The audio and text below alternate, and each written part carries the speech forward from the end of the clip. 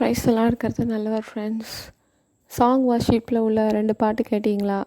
அதில் லாஸ்ட்டு பாட்டு இன்னும் கொஞ்சம் நிறைய வரும். பட்டு அதாவது ஸ்டாப் பண்ணுறதுக்கு பதிலாக என்ன ஆயிடுச்சு,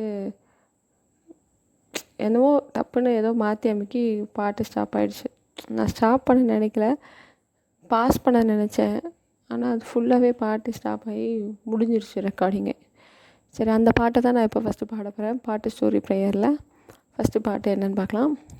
எனக்கொத்தாசை வரும் பர்வதம் நேராய் என் கண்களை ஏறெடுப்பேன். எனக்கொத்தாசை வரும் பர்வதம் நேராய் என் கண்களை ஏறெடுப்பேன்.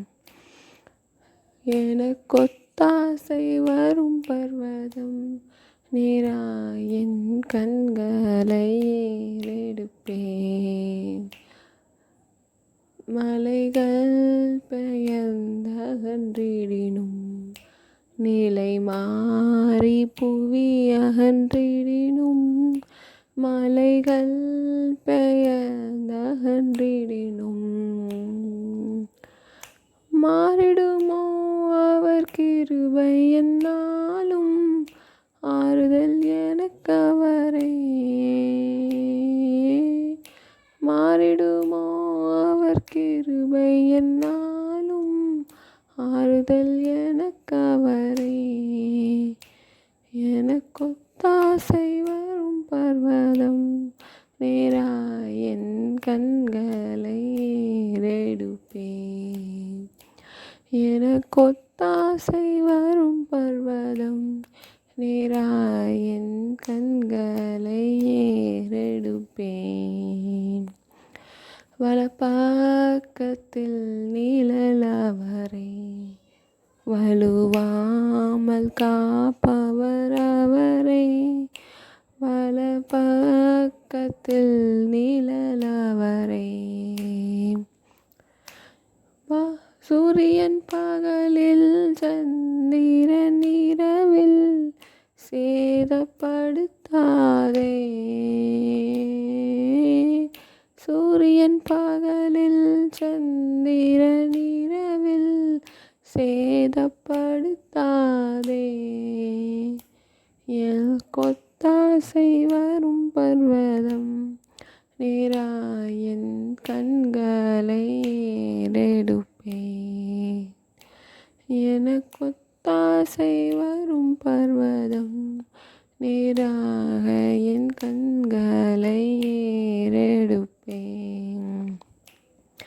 என் காலை தள்ளாட ஒட்டார், என்னை காக்கும் தேவன் உறங்கார்.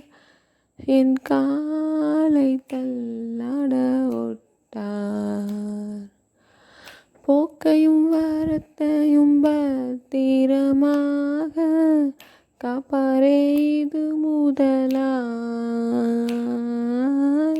போக்கையும் வரத்தையும் பத்திரமாக காப்பாரே இது முதலாய்.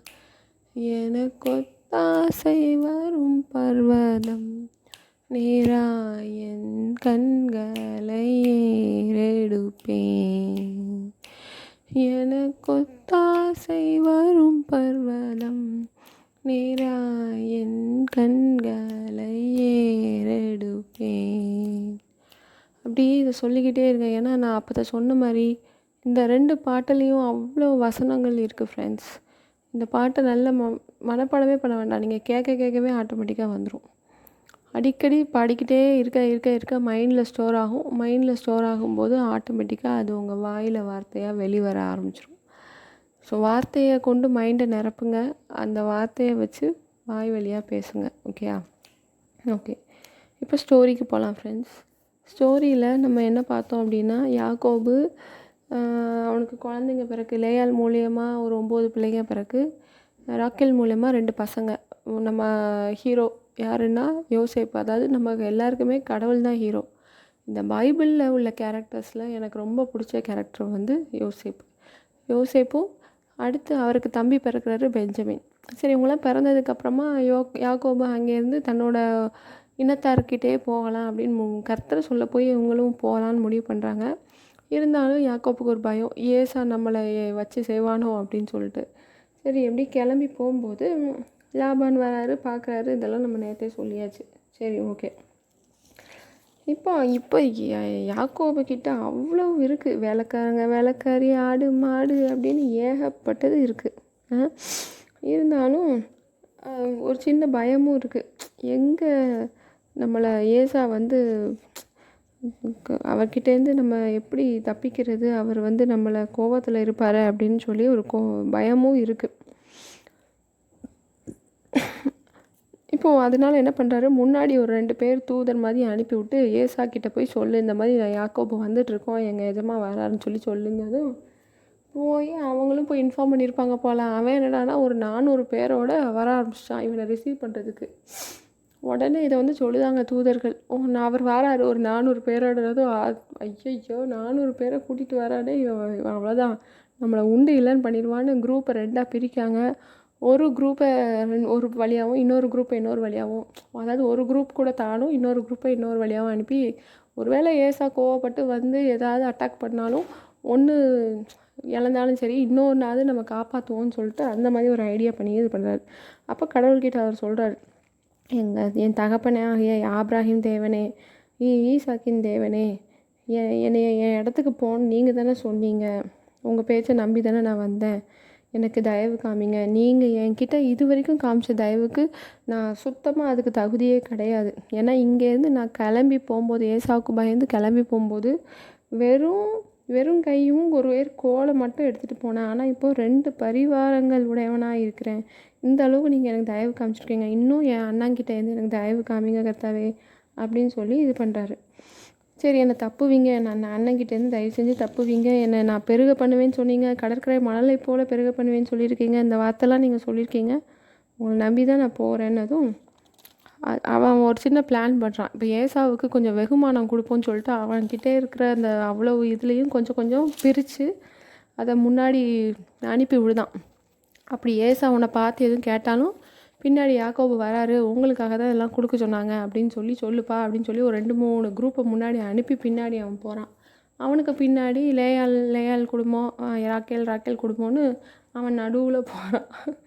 சரி அப்படி போகும்போது ஏசா வந்துடுறாரு 400 பேரோட வந்து பார்த்ததும் உடனே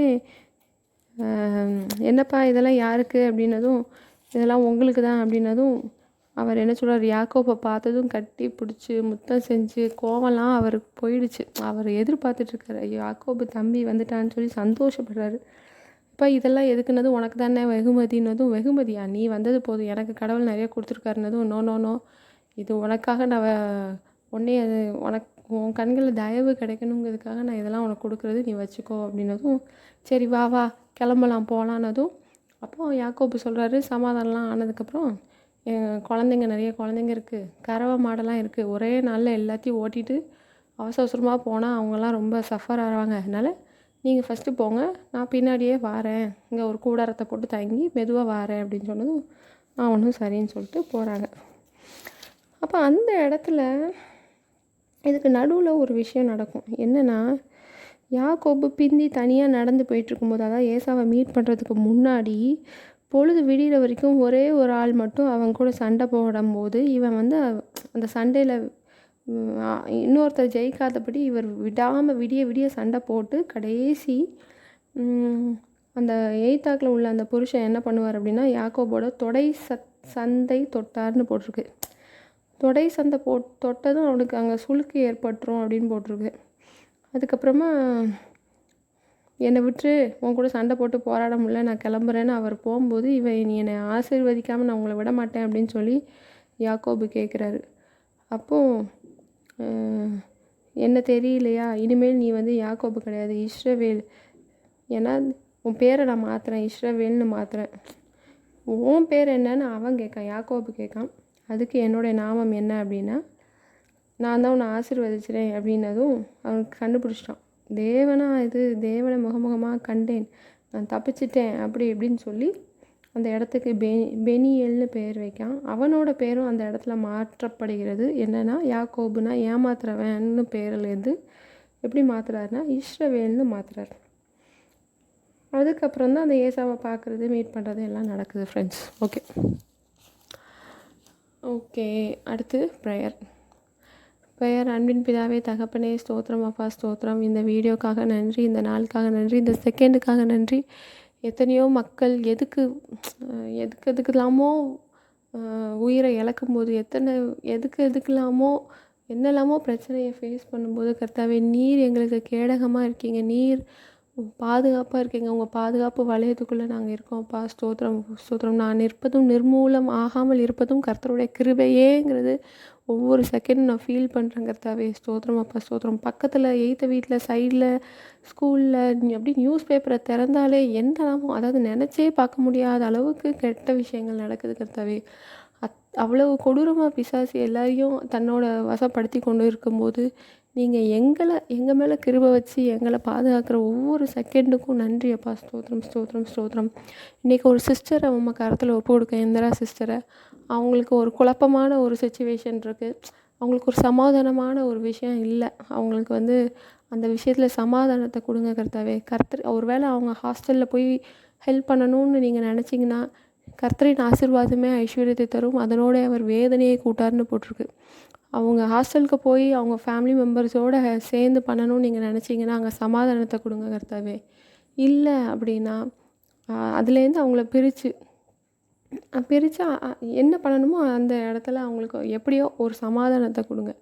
அந்த சிஸ்டருக்காக ப்ரேயர் பண்ணுறங்கிறது அவங்க இருதயத்தில் சமாதானம் வேணும். இப்போ சமாதானம் இல்லாமல், உங்களுக்காக டைம் ஸ்பெண்ட் பண்ண முடியாமல் ஒரு கில்ட்டி ஃபீலிங்கோடு இருக்காங்க. அவங்களோட அந்த கில்ட்டி ஃபீலிங் இல்லாமல் அவங்க இருதயத்தில் நீங்கள் சமாதானத்தை கொடுங்க. ஏன்னா நீங்கள் சமாதானத்தின் தேவன். உங்களை தவிர வேறு யாராலையும் சமாதானத்தை கொடுக்க முடியாது.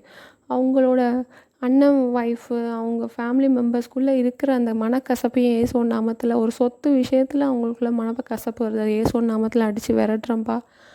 அவங்களுக்குள்ளே சமாதானம் உண்டாகட்டும். அவங்களுக்குள்ளே சமாதானம் நதியை போல் இருக்கட்டும் கர்த்தாவே. அவங்க ஒவ்வொருத்தருக்குள்ளே கண்களில் தயவு கிடைக்கட்டும். இவங்களுக்கு தயவு கிடைக்கட்டும், இவங்க ஹஸ்பண்டுக்கு தயவு கிடைக்கட்டும். அதே மாதிரி ஒவ்வொருத்தரும் அவங்க ஃபேமிலியில் ரட்சிக்கப்படாமல் இருக்காங்க, அவங்க ஃபேமிலிக்கு ரட்சிப்பு கிடைக்கட்டும் அப்பா.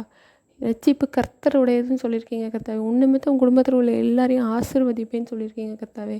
அந்த குடும்பத்தை ஆசீர்வதிங்கப்பா. நீர் ஜீவனுள்ள தேவன்கிறது ஒவ்வொருத்தரோட கண்களில் தெரியட்டும் அப்பா. ஒவ்வொருத்தரோட மனக்கண்கள் திறக்கப்படட்டும் இயேசுவோட நாமத்தில். ஸ்தோத்திரம் அப்பா, ஸ்தோத்திரம். துதியும் கனமும் மகிமை என்றைக்கு உமக்கே செலுத்துகிறோம். ஆமென்.